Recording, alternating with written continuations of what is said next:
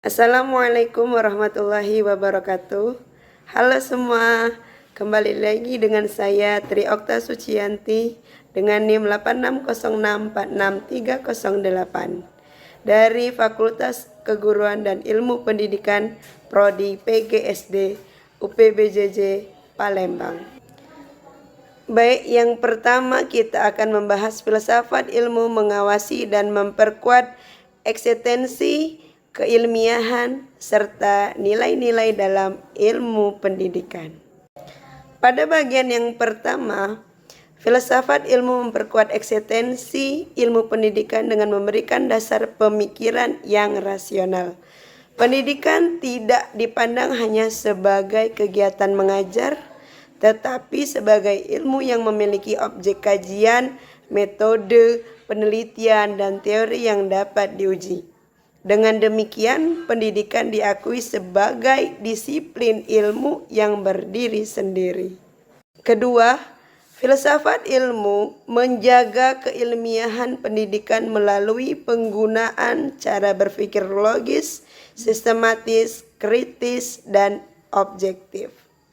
Dalam penelitian pendidikan, misalnya, data dan kesimpulan harus diperoleh melalui metode ilmiah sehingga hasilnya dapat dipertanggungjawabkan.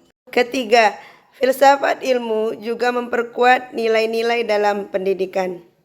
Pendidikan tidak hanya bertujuan menghasilkan peserta didik yang cerdas secara akademik, tetapi juga memiliki moral, etika, dan tanggung jawab sosial. Oleh sebab itu, filsafat ilmu membantu pendidikan agar tetap memperhatikan nilai-nilai kemanusiaan, keadilan, dan karakter peserta didik.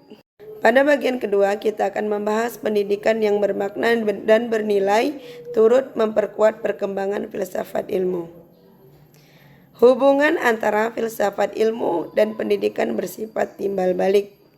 Jika filsafat ilmu memberikan dasar pemikiran bagi pendidikan, maka praktik pendidikan yang bermakna juga akan memperkaya perkembangan filsafat ilmu. Pendidikan yang baik akan melahirkan manusia yang kritis, reflektif, dan mampu berpikir mendalam terhadap berbagai persoalan dalam kehidupan. Dari proses tersebut muncul gagasan, teori, dan pandangan baru yang menjadi bahan kajian dalam filsafat ilmu. Selain itu, perubahan zaman juga membuat pendidikan terus berkembang. Misalnya, perkembangan teknologi digital, pembelajaran berbasis proyek, dan pendidikan karakter memunculkan pertanyaan filosofis baru tentang hakikat belajar, peran guru, serta nilai yang perlu dikembangkan dalam pendidikan modern. Dengan demikian, praktik pendidikan yang berkembang di masyarakat akan mendorong filsafat ilmu untuk terus menyesuaikan dan memperbarui kajiannya. Pendidikan yang bermakna juga melibatkan bahwa ilmu tidak hanya digunakan untuk kepentingan akademik, tetapi harus memberi manfaat nyata bagi kehidupan manusia. Hal ini memperkuat pandangan filsafat ilmu bahwa ilmu pengetahuan harus memiliki nilai dan tanggung jawab sosial. Selanjutnya kita akan membahas ke bagian yang ketiga, yaitu filsafat ilmu sebagai pisau analisis dalam membedah persoalan pendidikan. Filsafat ilmu sering disebut sebagai pisau analisis. Kenapa?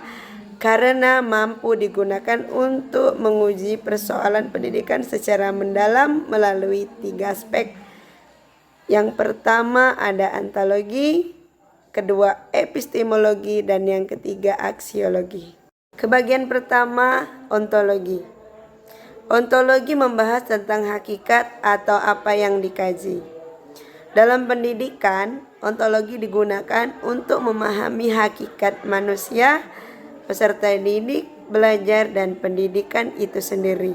Nah, contohnya, apakah peserta didik dipandang sebagai individu pasif yang hanya menerima pengetahuan atau sebagai individu aktif yang mampu membangun pengetahuannya sendiri? Selanjutnya pada bagian kedua, yaitu epistemologi. Epistemologi membahas tentang cara memperoleh pengetahuan yang benar. Dalam pendidikan, epistemologi berkaitan dengan metode pembelajaran, pendekatan penelitian, dan cara guru menyampaikan ilmu.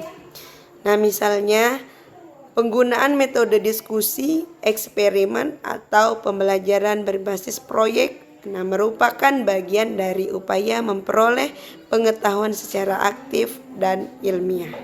Bagian ketiga yaitu aksiologi. Aksiologi membahas tentang nilai dan manfaat ilmu pengetahuan. Dalam pendidikan, aksiologi membantu menentukan tujuan pendidikan dan nilai moral yang harus dikembangkan. Pendidikan tidak cukup hanya menghasilkan siswa yang pintar, tetapi juga membentuk karakter, tanggung jawab, dan sikap sosial yang baik. Nah, pada aspek ketiga tersebut, filsafat ilmu dapat digunakan untuk menganalisis berbagai masalah pendidikan, seperti rendahnya kualitas pembelajaran, ketimpangan pendidikan, hingga penggunaan teknologi dalam proses belajar.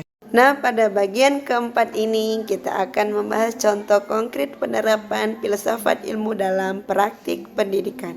Contoh konkret pertama yaitu dalam kebijakan pendidikan.